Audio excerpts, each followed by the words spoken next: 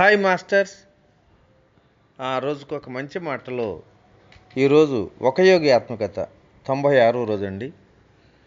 నిన్నటి రోజుని పరమహంస యోగానంద అమెరికాకు వెళ్ళబోతున్నప్పుడు అతను పడుతున్నటువంటి ఆదుర్దాను దుఃఖాన్ని గమనించి స్వయంగా బాబాజీయే వచ్చి ఆయనకి ధైర్యం చెప్పినటువంటి విషయాలను కూడా మనం విన్నాం. ఈరోజు మరిన్ని విశేషాలు కూడా తెలుసుకుందాం. నేను బాబాజీని కలుసుకున్న ఉదంతం ఇప్పటిదాకా ఎవరికి చెప్పాల. నా మానవ జీవితానుభవాల్లో కల్లా దాన్ని అత్యంత పవిత్రంగా భావించి నా గుండెలోనే దాచిపెట్టుకున్నాను. లోక ప్రయోజనాల పట్ల ఆసక్తి గల ఏకాంతవాసులైనటువంటి బాబాజీని నా కళతో నేను చూశానన్న సంగతి చెప్తే ఈ ఆత్మకథ చదివే పాఠకులు ఆయన ఉనికి వాస్తవమేనన్న సంగతి నమ్మటానికి సుముఖంగా ఉంటారని చెప్పే అభిప్రాయం నాకు కలుగుతుంది. ఈ పుస్తకం కోసం ఆధునిక భారతదేశపు ఈ యోగి క్రీస్తు అంటే యోగేశ్వరుల వాస్తవ చిత్రాన్ని గీయటానికి నేను ఒక చిత్రకారుడికి సాయపడ్డాను. అమెరికాకు బయలుదేరటానికి ముందు నాటి రాత్రి శ్రీ యుక్తేశ్వర గారి పవిత్ర సన్నిధిలో ఉన్నా. నువ్వు హిందువుల్లో పుట్టావన్న సంగతి మర్చిపో, అయినా అమెరికన్ల జీవిత పద్ధతుల్లో అన్నీ అలవర్చుకోకు, 2 దేశాల ప్రజల్లోనూ ఉత్తమమైనవే తీసుకో అని చెప్పారు ఆయన. తమకు సహజమైన ప్రశాంత జ్ఞానోపదేశ రీతిలో దేవుడు కుమారుడిగా నిజమైన నీ ఆత్మస్వరూపంలోనే ఉండు. వివిధ జాతుల్లో ప్రపంచమంతటా చెదురుమదురుగా ఉన్న నీ సోదరులందరి ఉత్తమ గుణాలని అన్వేషించు, వాటిని నీలో కలుపుకో. ఆ తర్వాత నన్ను ఆశీర్వదించారు. దేవుణ్ణి అన్వేషిస్తూ విశ్వాసంతో నీ దగ్గరికి వచ్చే వాళ్ళందరికీ సహాయం లభిస్తుంది. నువ్వు వాళ్ళ వైపు చూస్తుంటే నీ కళ్ళలోంచి వెలువడే ఆత్మ విద్యుత్ ప్రవాహం వాళ్ళ మెదడులోకి ప్రవేశించి వాళ్ళలో దైవసృహ ఇంకా పెరిగేటట్టు చేస్తూ వాళ్ళ భౌతికమైన అలవాట్లను కూడా మార్చేస్తుంది. చిత్తశుద్ధి గల ఆత్మల్ని బాగా ఆకర్షించే శక్తి నీకు ఉంటుంది. నువ్వు ఎక్కడికి వెళ్ళినా నట్ట నడివిలోనే సరే నీకు స్నేహితులు దొరుకుతారు అంటూ ఆశీర్వదించారు. శ్రీ యుక్తేశ్వర గారి ఆశీస్సులు ఎంతో సమృద్ధిగా ఫలించాయి నాకు. ఒక్క స్నేహితుడు కూడా లేని అమెరికా దేశానికి ఒంటరిగానే వచ్చాను. కానీ అక్కడ కాల వ్యవధి లేని ఆత్మోపదేశాలను స్వీకరించడానికి సిద్ధంగా ఉన్న వాళ్ళు వేలాది మంది దొరికారు నాకు. నేను 1920 ఆగస్టులో ద సిటీ ఆఫ్ స్పార్టా అనే ఓడలో భారతదేశం నుంచి బయలుదేరాను. ప్రపంచ యుద్ధం ముగిసిన తరువాత అమెరికాకు బయలుదేరిన మొట్టమొదటి ప్రయాణికుల ఓడ అదే. ప్రభుత్వ కార్యాలయ నిత్య పరిపాటి వ్యవహారాల కల్లా కేవలం గుడ్డిగా అనుసరించే పద్ధతుల వల్ల నా పాస్పోర్ట్ మంజూరు కావటానికి అనేకమైన ఆటంకాలు, ఇబ్బందులు అలౌకిక అద్భుత రీతిలో తొలగిపోయిన తరువాతే నా ప్రయాణ టికెట్ బుక్ చేసుకోగలిగాను. 2 నెలలు పట్టిన ప్రయాణంలో నా తోటి ప్రయాణికుడొకడు నేను బోస్టన్ మహాసభకు భారతదేశ ప్రతినిధిగా వెళ్తున్న సంగతి తెలుసుకున్నాడు. స్వామి యోగానంద అంటూ చిత్రమైన ఉచ్చారణతో సంబోధించాడు. నేను ఉత్తరోత్తర అమెరికన్ల ఉచ్చారణలో నా పేరు పలకగా విన్న అనేక రకాల్లో అది కూడా ఒకటి. వచ్చే గురువారం రాత్రి మీరు ప్రయాణికులకు ఒక ఉపన్యాసం ఇచ్చి అనుగ్రహించండి. జీవిత సంగ్రామం, దాన్ని ఎదుర్కోవటం ఎలా అన్న విషయం మీద మాట్లాడితే మాకెంతో ఉపయోగంగా ఉంటుందనుకుంటున్నా అన్నాడు ఆయన.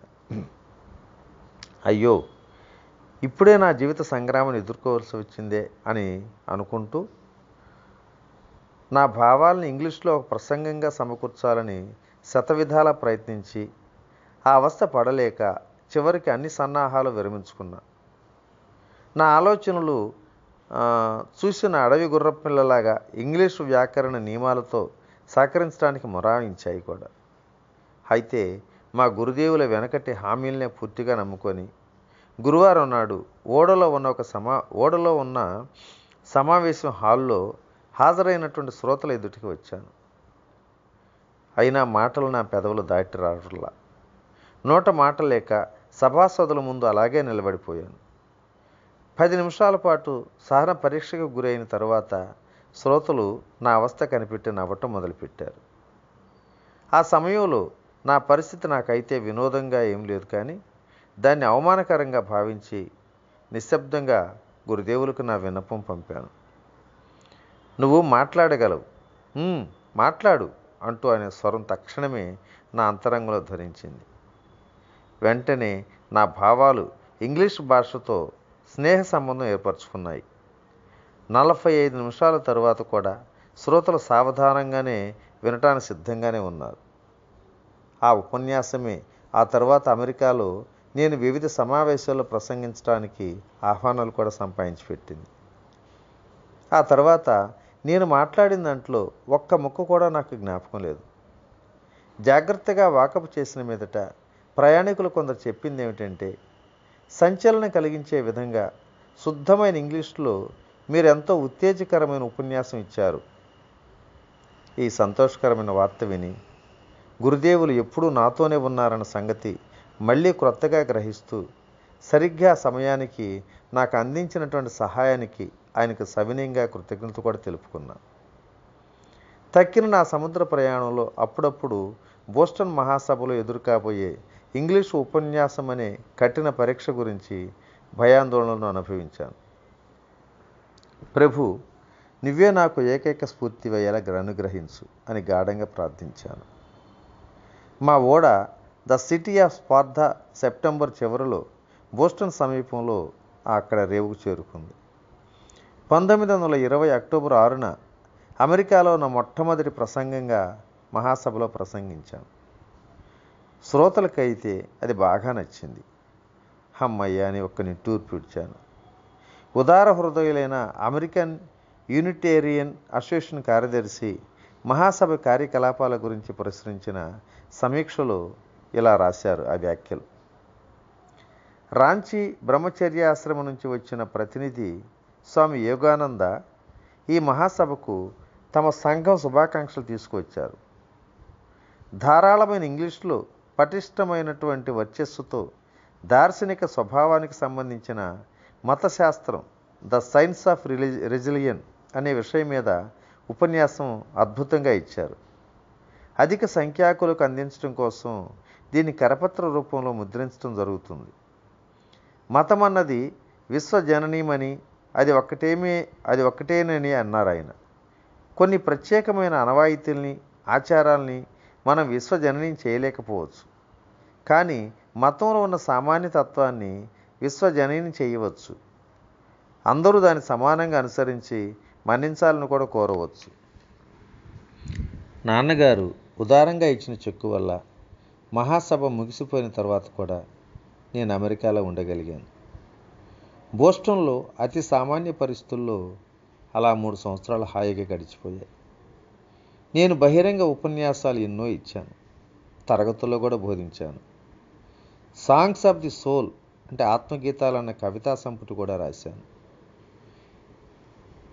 1924లో నేను అమెరికా ఖండ పర్యటన ప్రారంభిస్తూ అనేక ప్రధాన నగరాల్లో వేలాది శ్రోతల సమక్షం ఎన్నో ప్రసంగాలు కూడా చేశాను. సుందరమైన అలస్కాలో విశ్రాంతి గడపటం కోసం సియాటిల్లో ఓడెక్కాను.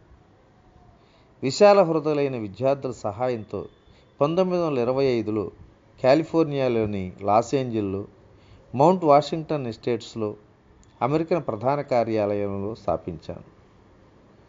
ఈ కార్యాలయ భవనం నేను చాలా ఏళ్ల క్రితం కాశ్మీర్లో కలిగిన అంతర్దర్శనం చూసింది. దూరదేశమైన ఈ అమెరికాలో జరిగేటువంటి కార్యకలాపాలని తెలిపే ఫోటోలు శ్రీ యుక్తేశ్వర గారికి వెంటనే పంపాను. ఒక పోస్ట్ కార్డు మీద ఆయన బెంగాలీలో సమాధానం రాశారు. అదేమిటంటే, ఓ ప్రియవత్స యోగానంద, నీ విద్యాలయము, విద్యార్థులు ఉన్న ఫోటోలు చూస్తుంటే నా జీవితానికి ఎంత ఆనందం కలుగుతుందో చెప్పటానికి మాటలు చాలు. వివిధ నగరాల్లో ఉన్న నీ యోగా విద్యార్థులను చూసి ఎంతో ఆనందంతో మునిగిపోతున్నా. స్తోత్ర గీతాల్లో, రోగ నివారక స్పందనల్లో, రోగ నివారక దైవ ప్రార్థనలో నీ పద్ధతుల గురించి విని నీకు హృదయపూర్వకమైన ధన్యవాదాలు చెప్పకుండా ఉండలేకపోతున్నా. బయట గేటు వంపులు తిరిగిపోతూ పైకి సాగే కొండదారి మౌంట్ వాషింగ్టన్ ఎస్టేటుకు దిగువన విశాలంగా వ్యాపించి ఉన్న రమణీయ ప్రకృతి దృశ్యం చూస్తుంటే వాటిని నా కళ్ళతో నేను చూడలేకపోతున్నానే, అయినా నీ ద్వారా నేను చూడగలుగుతున్నాను అని ఎంతో తహతలాడుతున్నాను. ఇక్కడంతా సజావుగా సాగిపోతుంది. దేవుడి దయవల్ల నీవెప్పుడు ఆనందంగానే ఉండుగాక. ఇట్లు శ్రీ యుక్తేశ్వరగిరి. ఇలా ఏళ్ళకు ఏళ్ళు చకచకా సాగిపోతున్నాయి. నా కొత్త దేశంలో ప్రతి చోట నేను ఎన్నో ఉపన్యాసాలు ఇస్తున్నా. వందల కొద్ది క్లబ్బుల్లో, కళాశాలల్లో, చర్చిల్లో అన్ని రకాల శ్రోతల సమావేశాలను ప్రసంగిస్తున్నా. 1920-1930 మధ్య దశాబ్దిలో కొన్ని లక్షల మంది అమెరికన్లు నా యోగ విద్యా తరగతులకు హాజరవుతున్నారు. వాళ్ళందరికీ నేను 1929లో ప్రార్థనలు, ఆత్మావలోకనలు గల కొత్త పుస్తకం ఒకటి అంకితం చేశాను. విస్పర్స్ ఫ్రమ్ ఎటర్నిటీ అన్న ఈ పుస్తకానికి ప్రఖ్యాతి గాయని మేడం ఎమిలిటీ గలీ కుర్చీ పీఠిక రాశారు కూడా. ఒక్కొక్కప్పుడు మామూలుగా నెలలో 1వ తారీఖున సెల్ఫ్ రియలైజేషన్ ఫెలోషిప్ ప్రధాన కార్యాలయం మౌంట్ వాషింగ్టన్ సెంటర్ నిర్వహణకు అయినటువంటి ఖర్చుకు బిల్లులు చుట్టుకొని వచ్చి పడ్డప్పుడు భారతదేశపు నిరాడంబర ప్రశాంతత కోసం ఉవ్విళ్ళూరుతూ దాన్ని తెలుసుకునేవాడిని. కానీ ప్రతిరోజు ఆ తూర్పు పడమటి దేశాల మధ్య అవగాహన విస్తరిస్తూ ఉండటం గమనించేవాడిని. నా ఆత్మ ఆనంద తరంగ గీతమయ్యేది.